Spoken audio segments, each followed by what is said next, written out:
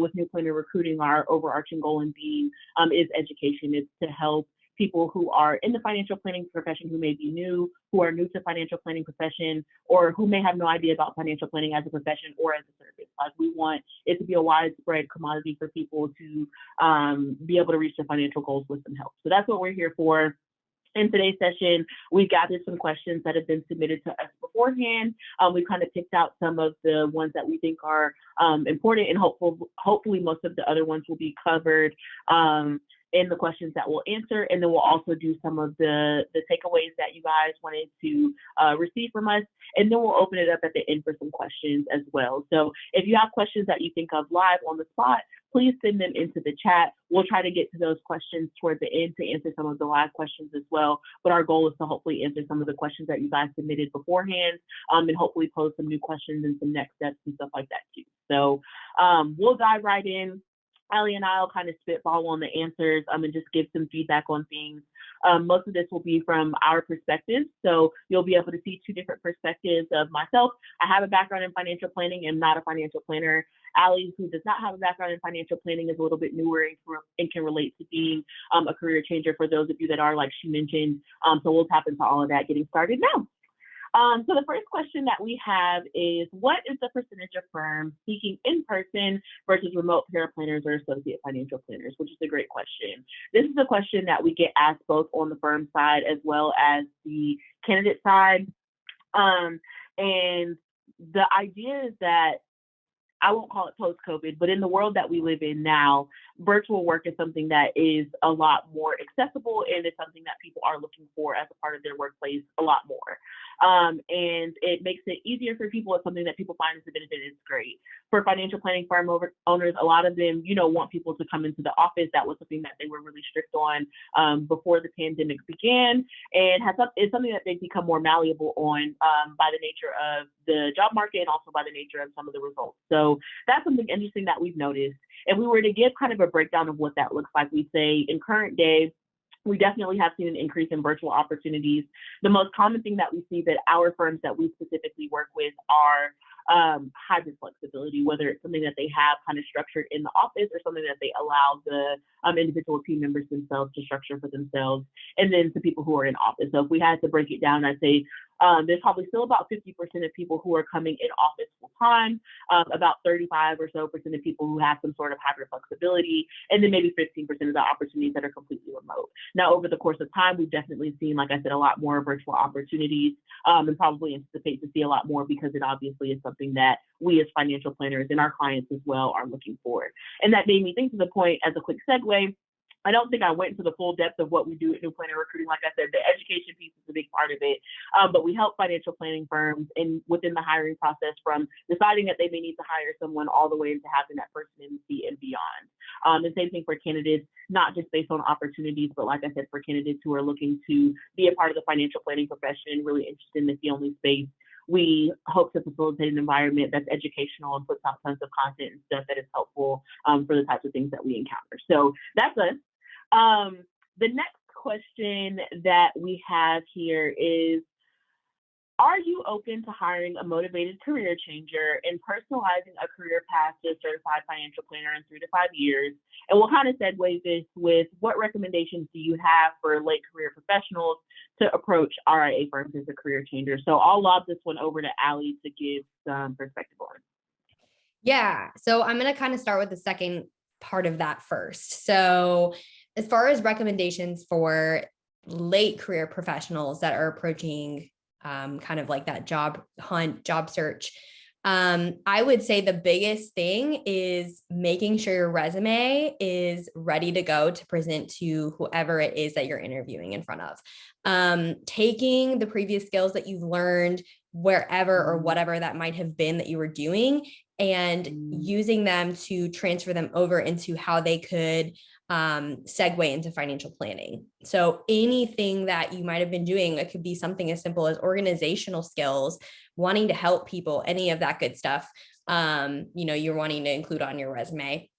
So that's probably the first and foremost thing I would say, because that's going to be your big attraction to whoever's doing the hiring. As far as if firms are open to it, absolutely 100% think that firms are open to hiring a career changer, especially somebody that's maybe a little bit later in the game. I think if anything, it shows that you have a lot of motivation within yourself and you're like, hey, I realize I don't like this, so I'm going to start this. So I think that's definitely something that firm owners and clients are looking for. And I also think that they recognize that person might be an entry-level person, right? So they want to pave that career path, that trajectory and growth for you that you're looking for. All right. The next question is, does it make sense to get an interim certification instead of starting the CFP classes? And I'm going to let Jayla take this one. Sure. So that's a great question, also applicable to career changers and new college grads as well. I guess short answer I would say is no. So if you're able to go ahead and get into the CFP education and coursework in whatever capacity that looks like, we'd encourage going ahead to do that. We also understand that it's a large undertaking, both in time and money, and that, it's not feasible for everyone to say, I want to be a financial planner and then start the coursework the next day. That we completely understand that piece of the thing as well. So my overall recommendation is for people who are looking for some sort of stepping stone or wanting to get their foot in the door before they're able to get started on the coursework, or while they're still, in the first few classes of the coursework. That's when we recommend things like the Series 65 or pursuing the SPA externship or other sorts of experience, as well as like software certifications and things like that can give you experience within financial planning without, going into the biggest thing first, and also allowing you to get your feet wet a little bit too. What I will say to that is the reason why we encourage the CFP so heavily is because the firms that we're looking for are really encouraging candidates to pursue the CFP along the track that they're offering. So whether it starts at a paraplanner, associate planner, lead planner, et cetera, they're wanting someone who is interested in becoming a certified financial professional. And within our profession, it's the designation of the profession. So they're wanting to uphold that standard and everything that kind of comes along with it, along with the foundational education of having a good background in financial planning. So that's where that comes from. Like I said, it's not a wrong way to turn if you want to take some steps towards the CFP before taking the full step and enrolling in the coursework. But if you have the ability and want and want to go ahead and tackle the CFP coursework, I definitely recommend doing that. Alrighty, so the next question that we have is, where should someone look for entry-level financial planning positions at RIA firms with limited connections in the industry? And Allie will go ahead and take this one away. Sure. So this one is pretty simple. I think first and foremost, New Plan Recruiting. This is not an advertisement for us, but yes, New Plan Recruiting. I mean, that's our name for a reason, right? So we're working with like those 0 to 7-10 year range of folks. So that's a wonderful place to start. And we have a drop your resume submission tab on our website, so you can automatically connect with us. And then the next one I would say that's good for RIA space is NAPFA. So you can find a varied slate of jobs on the NAPFA website for whatever it is that you might be looking for. And then the last one I would probably look, and this is maybe for, it doesn't necessarily have to be for somebody that has their CFP, but for folks that are looking for jobs is the CFP board. There's always places that you can look there, good places to get started and connections that you can make. All right. Next question, I'm going to let Jayla take this one, is how to move up in this industry. Yes. So it's kind of a loaded question because everybody wants to move up, but it's also about kind of where you start and knowing where you want to go. Like, we all want to move up, but we want to know what that next step looks like and what that looks like specifically for us and the opportunities, the types of clients we may be looking to serve, or additional designations or areas we may be looking to specialize in. Like, these are all important to think about in that as well. And it kind of ties into the last question that Allie had too, just in finding those opportunities, kind of having a go-getter attitude. So not necessarily that you're going to go out and call everybody and knock on everyone's door to get them to engage in financial planning, but more along the lines of like wanting to do the best that you can for your clients and for your teammates at all times, like within whatever control you may have, and be able to do that in.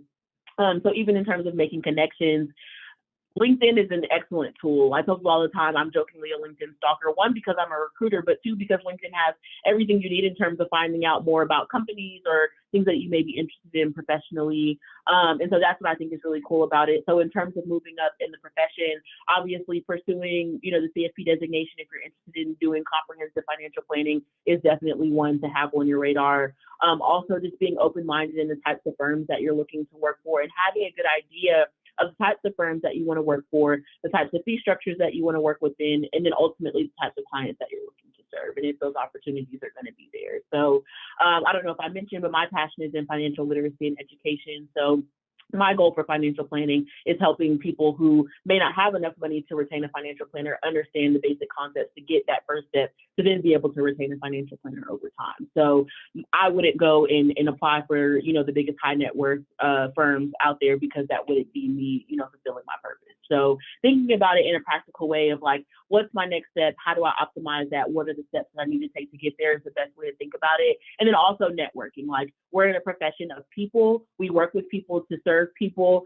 And so it's important to be connected to them in different ways and to understand ways that people think about financial planning and do financial planning in their day-to-day, and just getting involved in the profession overall. Allie and I just came back from the Next Gen conference, and so that was a great example of getting to network with other people who, at dinner are talking about financial planning, which may not be exciting to everybody, but it's exciting for us. So those are going to be the little things that kind of help you to be able to move up in the profession, and just having those honest conversations with your team members and managers and things of that nature of what the growth looks like, if it aligns with what you're looking for, and being able to continue on that path organically. And like I said, with the end goal being to best serve clients. So that would be my advice there.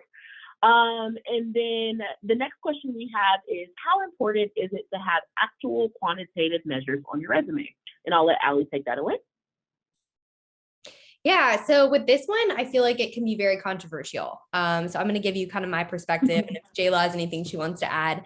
I think that quantitative measures definitely are a good thing to put on your resume. I think if you can give any sense of maybe the money, the clients, anything that you've worked with in the past at your previous job or what you're doing now, is really helpful for whoever's hiring you to understand maybe what you were managing, what you were doing, rather than just kind of having a blanket statement of what it was.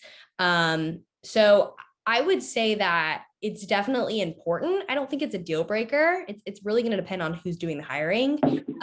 But as far as gauging what exactly you did in your current role or in your previous role, it's definitely a good thing to have. Jayla, is there anything you want to add there?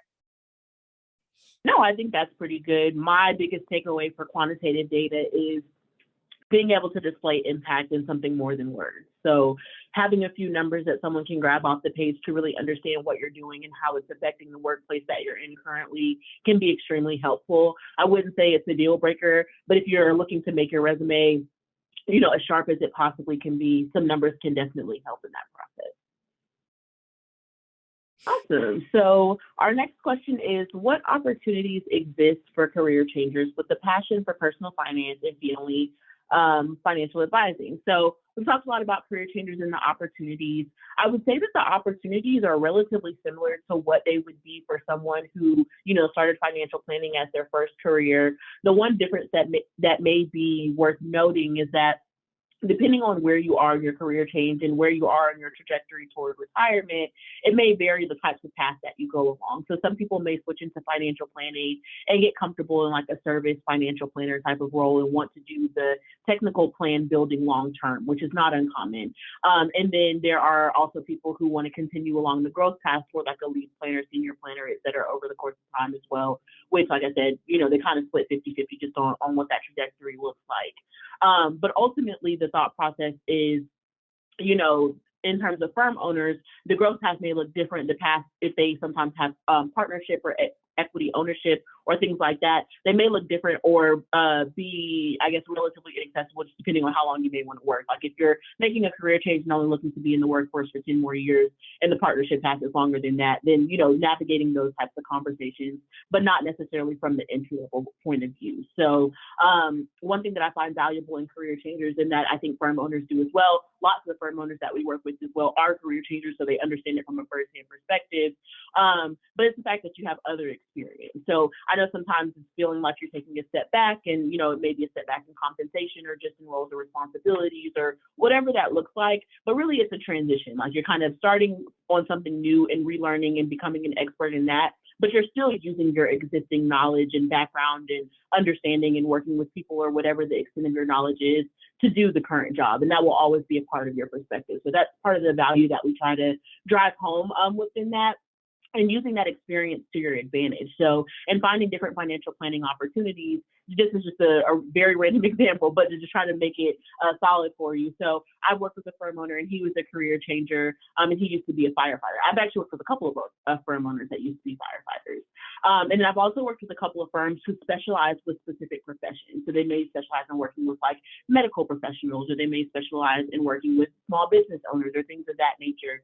Those are the types of perspectives and things that you can be thinking about when looking for opportunities. Of like, oh, they're also a career changer, or oh, they also work with professionals from a field that I maybe used to be a part of, or things of that nature.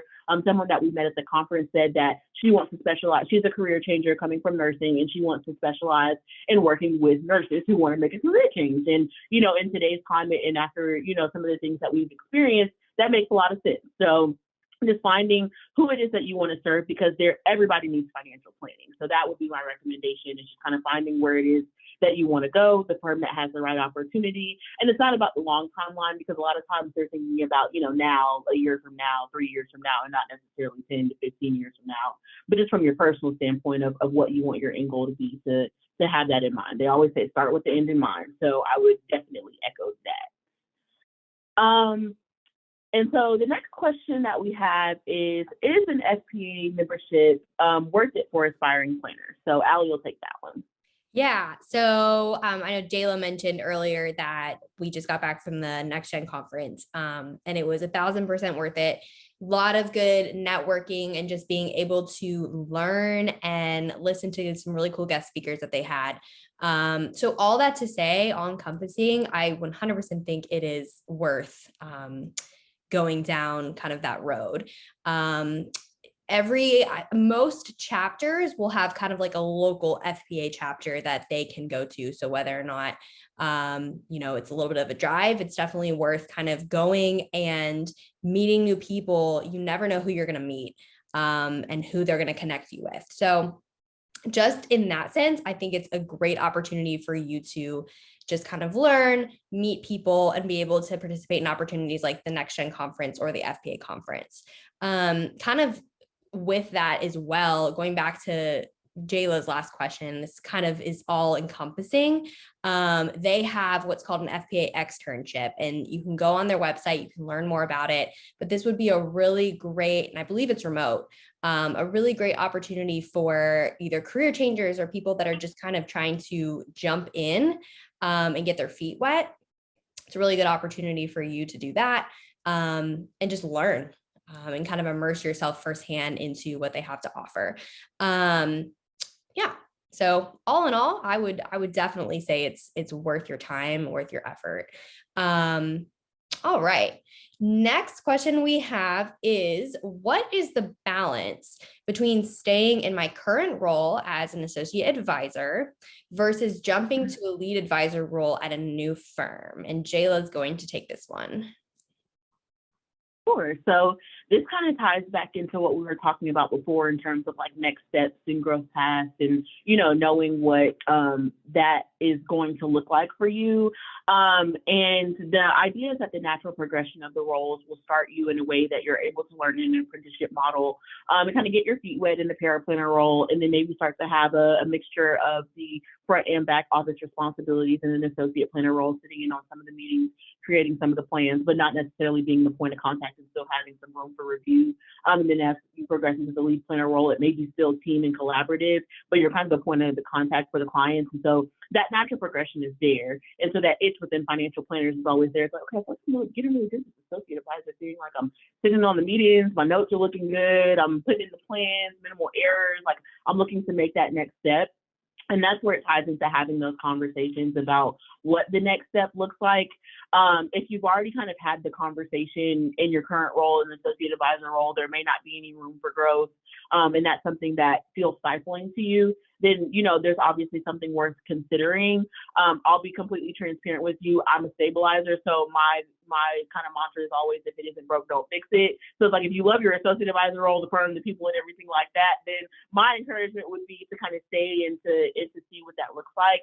But if you feel like you've done all that you can do and you're ready to make that next step, and the new opportunity is one that aligns with what you're looking to do, the types of planning you're looking to do, the structure you want to have, the team you want to work within, and everything like that, then definitely go for it. What I want to emphasize, though, is that, again, the client is what comes first. And so whatever way you think you'll be able to best impact the client based on the work and skill that you have is what I encourage. I know we all want to progress and grow into that next role, but sometimes we don't realize what's important about the role that we're in now, and why we may need to wait it out a little bit to understand what's next.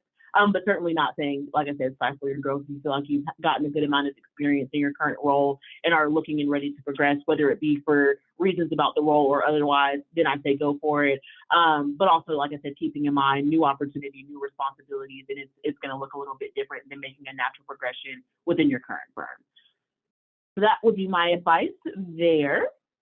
And then we also had just kind of some takeaways and things that you guys were hoping to gather from the event today. So we'll kind of rip through those. And then I saw some questions popping up in the chat, so we'll try to make it to some of those questions as well. So if you have questions that you come up with, like I said, we continue to encourage you to drop those in the chat. We're going to try to work through those questions live, but we'll continue through some of the things that you want to gather. And I'll start off first with salary expectations. I know it's a common question. We love to talk about money. We're financial planners. It's what we do. And I'll start by saying, again, not a plug, but just a resource. We do have a couple of salary reports. We have the 2021 salary report as well as the 2022 salary report that draws on the first report. So I always like to recommend them together so you can see how things have changed. And because the 2021 report breaks out in a lot of different ways that I think is really cool as well. So I'll start with that. I will then go into some very, very vague generalizations. And I preface with very, very vague generalizations because this is just what I would say if I were to ballpark based on the people that we talk to. And if someone were to ask, how much do I make at XYZ point? So I'll also start with saying we work with small boutique size RIAs. So this will vary based on different firm levels and firm structures, but this is under the assumption that the financial planner will be working on a salary. There may be some sort of incentivized bonus, but the numbers we are talking about are specifically about the salary number. So I'll break it down into kind of three different position levels that we specialize in. The paraplanner will be the first one, the associate planner will be the second, and the lead planner will be the last. The paraplanner is usually the most entry-level role. And like I said, this is all encompassing. The paraplanner and associate planner sometimes kind of change in and out depending on the firm. So there's a lot to be assumed here. But in the most entry-level role, someone with a year or two of experience, we usually say somewhere within the 50 to 70 range. And all the ambiguity in between is based on experience, based on the firm, based on location, based on responsibilities, and all the different things that they say, oh, commensurate of experience or something like that. That's exactly what it's talking about. And then also, where the firm is and what their growth path and structure may look like. There may also be other benefits that are built into your compensation package that kind of change and dictate that number. So that's something to keep in mind as well when you're thinking about salary. And then for the associate level role, kind of mid-level, maybe has a couple of years of experience, maybe completed the CFP coursework, maybe passed the exam, maybe not. But some are kind of in that mid-level range, but still progressing toward getting their feet under them as a financial planner, maybe getting some more exposure in meetings, client-facing, et cetera. This person will probably be in like the 70 to 80, 85 range. And like I said, that's based on experience. That's based on maybe they pursued some additional designations or have some licenses at that point. And then for someone with, 3, 4, 5 years of experience on the upper ends of that. So financial planning is definitely a career of growth. We are obviously, financially aware. And so it's a career where you're also able to be financially successful, to put it frankly. And not to say to go into it for the money, because that's not at all what we do, but to be mindful that there's kind of a natural progression that occurs based on the natural progression of your skill set and the way that you'll kind of develop within a firm or different opportunities. And the salary report can elaborate much better on that in a numbers quantitative way. I just want to kind of give you the qualitative, how we think about the way that the progression moves. So that's my take on salary. I'll let Allie take it away on finding the right fit position, and then I guess the opposite of that, what happens if you don't find the right fit? Where do you go from there? Yeah. So finding the right position. So if you don't have any idea where to start, you're entry level, you're like, where do I go? Lots of different options. So first off, our website has a lot of good just blog posts, videos, our podcasts that are put out weekly. And if you're not already subscribed to those, I would highly recommend it. I think that's a great first place to start, to kind of just deep dive down. What is it that I actually want to do, and where do I want to focus my time? Tons of great reading material on Kitsis's website. I mean, you can just dive down a rabbit hole there. He also puts out several podcasts just with different people, different firm owners. So that's also another really, really good place to start if you just don't know which road you want to go down. With that, I think when you're starting on your job search and you're trying to find the right position, I think kind of just researching and looking at different firms' websites. It can be as simple as that. Really figuring out what is it that you are wanting to do down the road. Where do you see yourself in 5 to 10 years? And seeing if their core values are aligned with what you're wanting. I also think just kind of really thinking about your own morals and kind of where you might fit is also a really important factor, because if you don't think about that, you're going to end up being in the wrong position, which leads me kind of to the next segue of what do I do if I land in the wrong position or wrong job? I think at that point, you kind of have to reassess, why did I first look for a job? Do I like the things that I'm doing? And if I don't, then how can I fix that? And how can I pivot to do what I actually came here to do?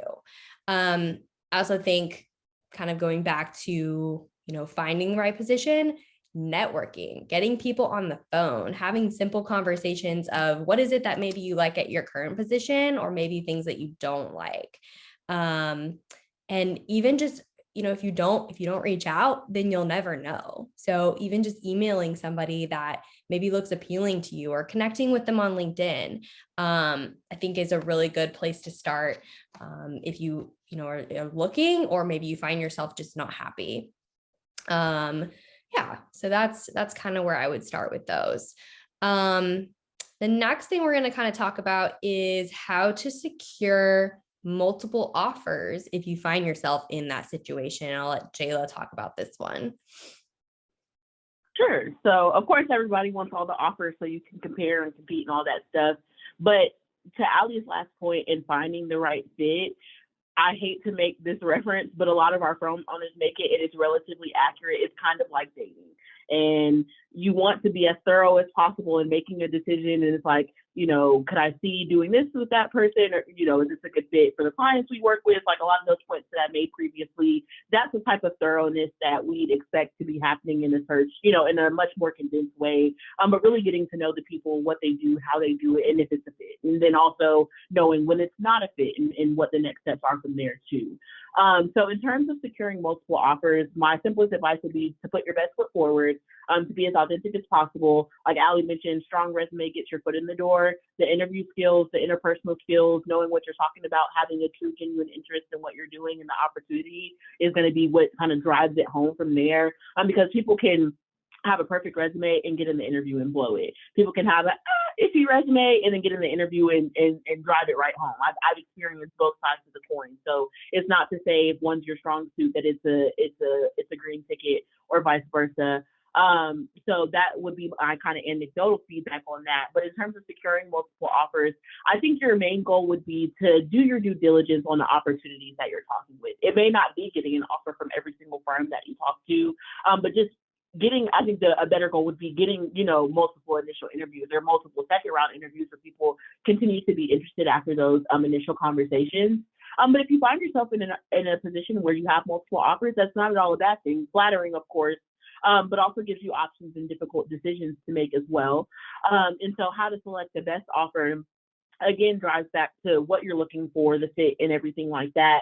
But really sitting down and seeing, for right now and for the future, is this a fit that I see for myself, especially in a small RIA type environment where you may be one of 5 or one of 10 or one of 20 on the team. So your employment and impact is going to be really grand. And a lot of times when firm owners are making these hires, especially in the new planner space where we're encouraging, growth paths and long-term vision on the hires that they're making, they're thinking about succession too. So it's like, yeah, I'm hiring at the associate level, but the expectation or the thought is that in 5 to 7 years, you might want to, be my business partner essentially. And so those are the types of things that you may also want to think about as you're searching for jobs. Is like, if those opportunities are on the table or not, do you see a short and long-term fit there, the ability to grow, et cetera?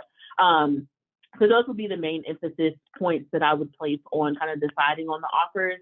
And two, just small things that you may notice as you've gone through the interview process, responsiveness, the types of feel you get around people. I think most of us have a pretty good radar when we are around people, like, oh yeah, that person didn't feel good, or like, oh, I had a good time when I was with so-and-so. Like, those are good things to remember because you will spend so much time at work. So it's good for you to enjoy not only what you do, but also the environment and the people and the clients that you serve. And that's how you really get into the depth of planning to where you want to be at the dinner table or at conferences talking about financial planning all night, So that's to drive the point home. We don't want you to come home at dinner and be like, oh, another day of tax. Like, we want you to really love what you're doing in whatever environment that is, so that you feel, empowered and successful. So that would be my advice on securing and or selecting the best offer if you do secure multiple offers.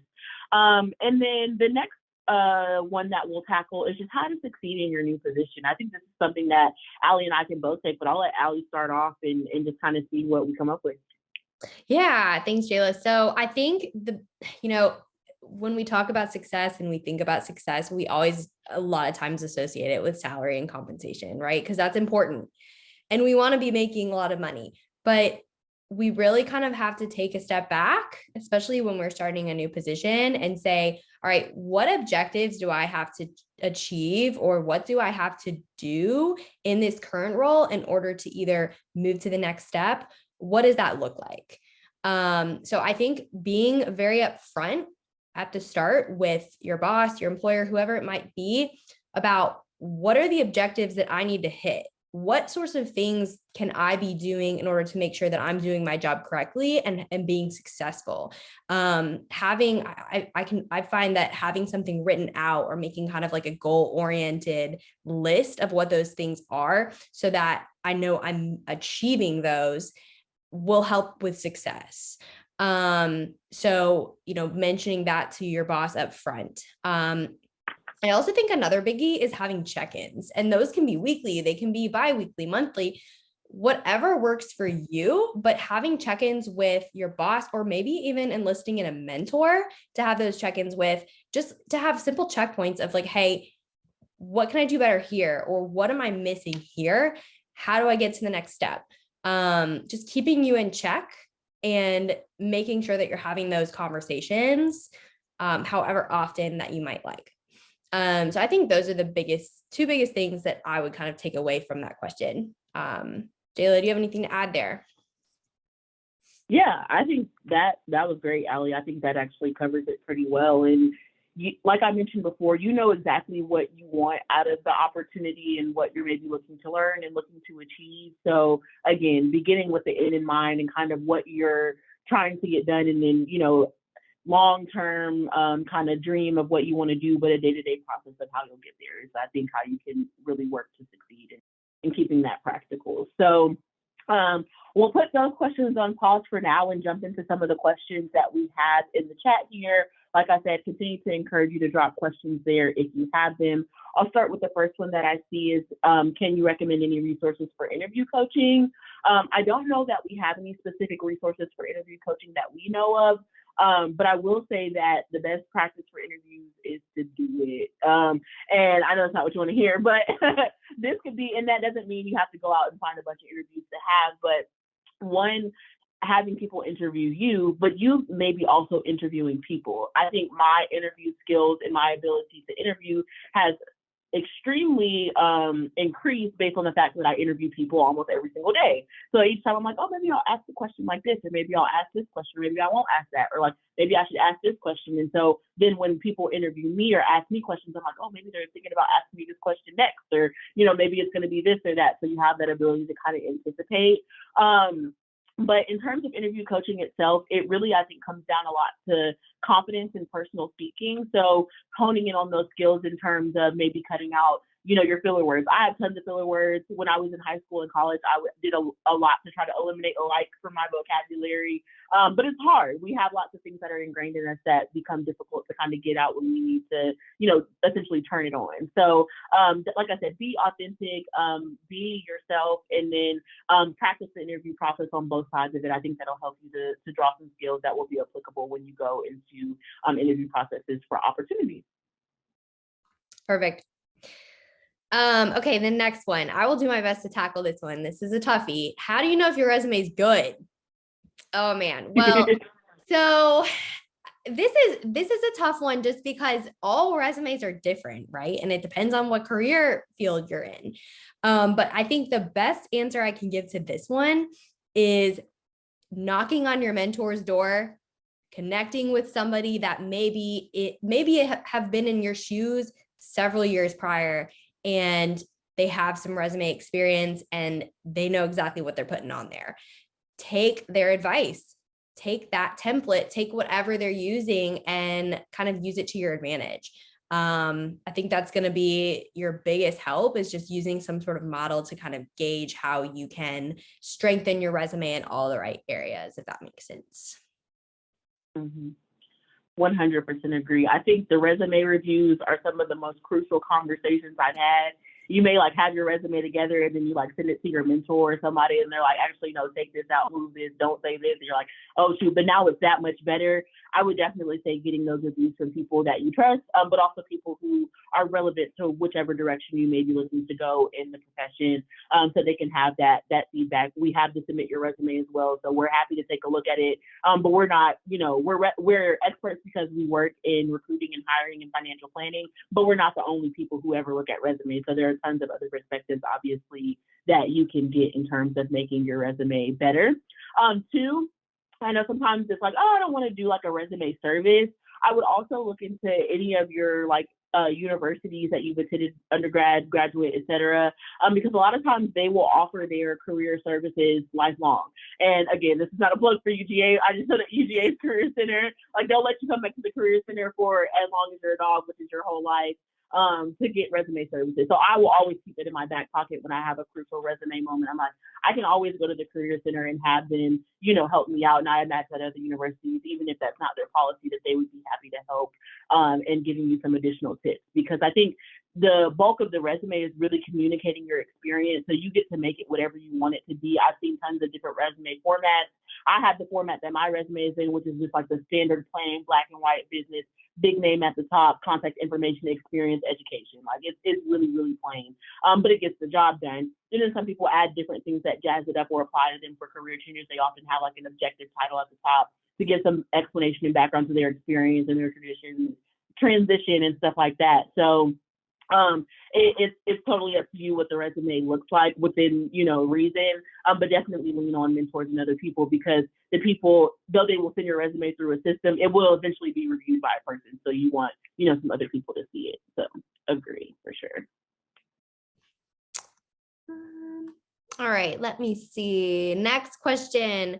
After trying hard to get into RIAs, but not succeeding in jumping into a wirehouse, knowing it's not the model you want, how can you pivot with only a few months wirehouse experience to try and get an RIA role? It's a really good question. So in this case, I would say any experience is great experience. I think it's good that you've realized now, hey, like this is not the route that I want to go. I want to make the pivot and figure out how I can get there. So I think, again, this kind of goes back to the resume, like using whatever toolbox you used in that wirehouse role, whatever you might have been doing, and kind of looking at whatever role that you're applying for, or maybe the characteristics or traits that they're asking for you to do, and seeing how those skills can transfer over. Kind of going back to what I was saying earlier. It's not too late. Again, experience is experience, and it's definitely transferable. So just making those skills kind of jump out on the page and marketing yourself in that sense.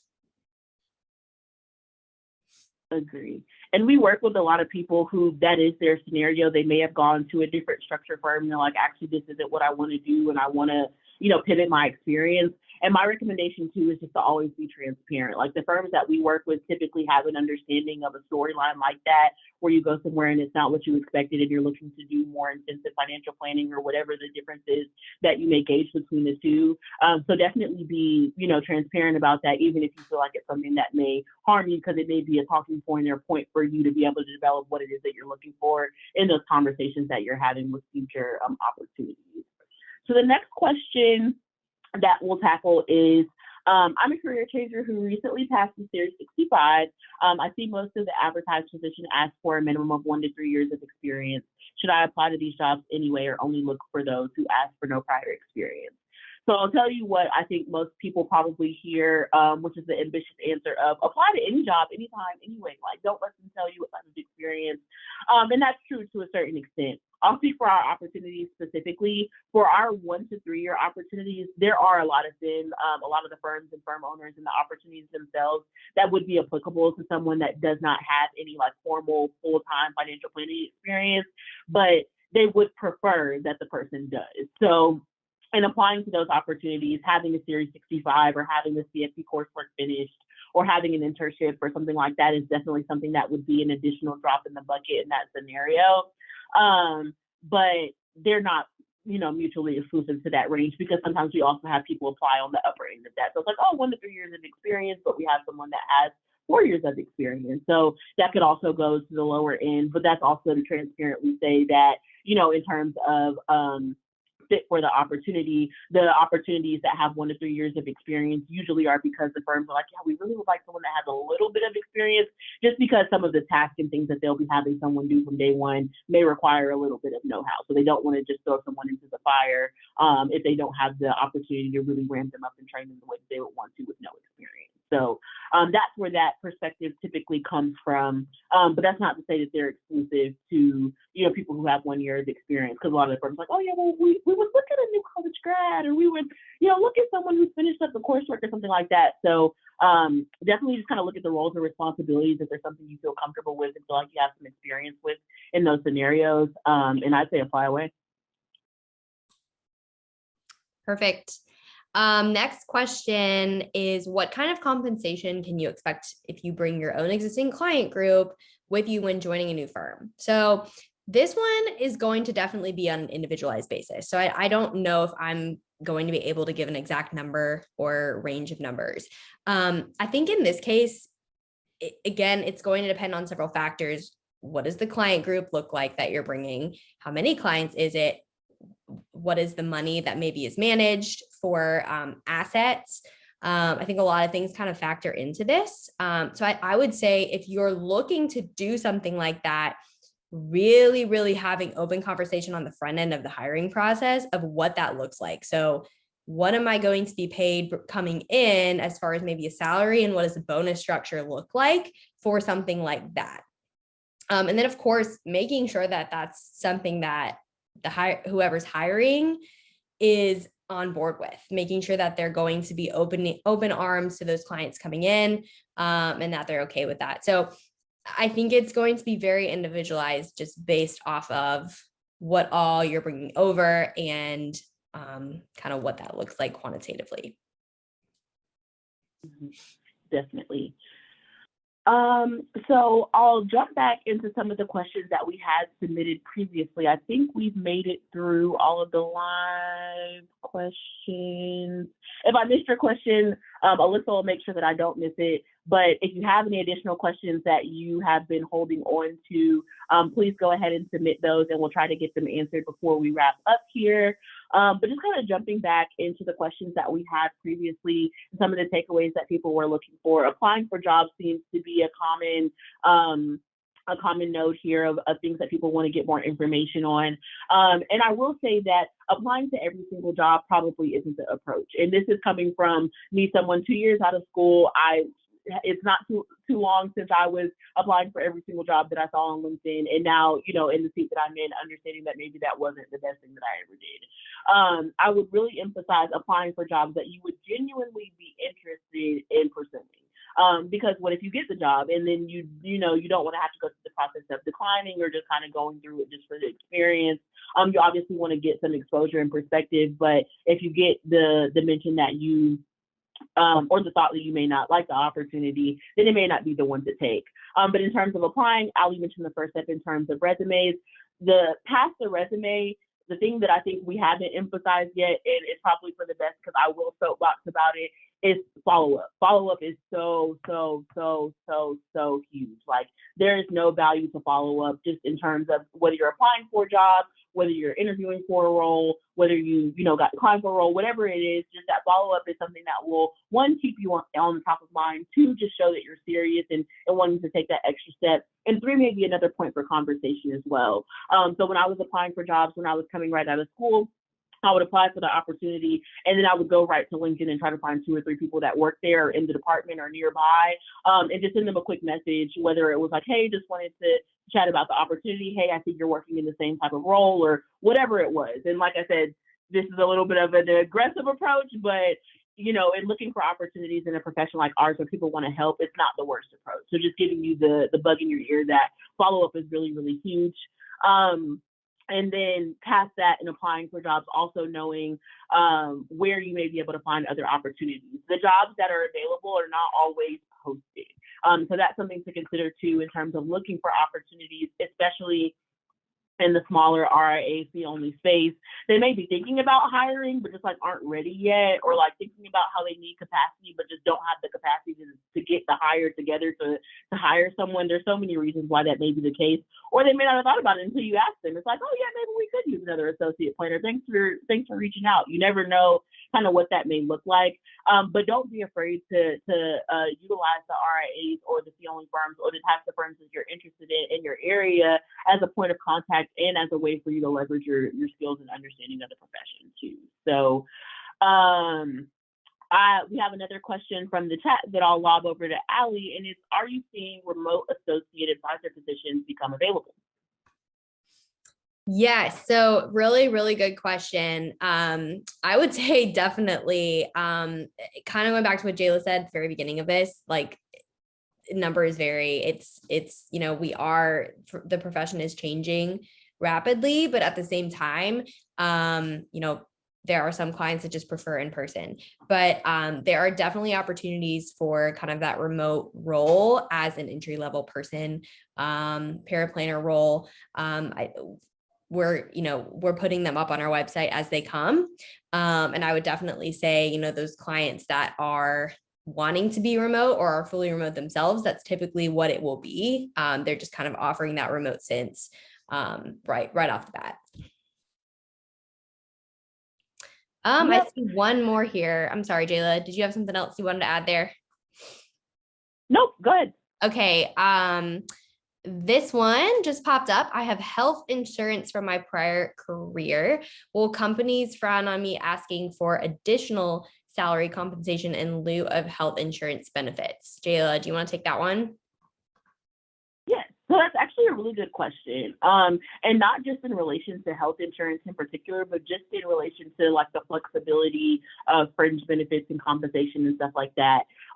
With the firms that we work with smaller firms, because they're smaller and typically independent, there's a lot more flexibility on how they're able to create the offer and compensation and stuff like that based on the needs of someone. So from my personal perspective and experience, I wouldn't see it as something that would be frowned upon, but it may depend on how the firm has their health insurance structured.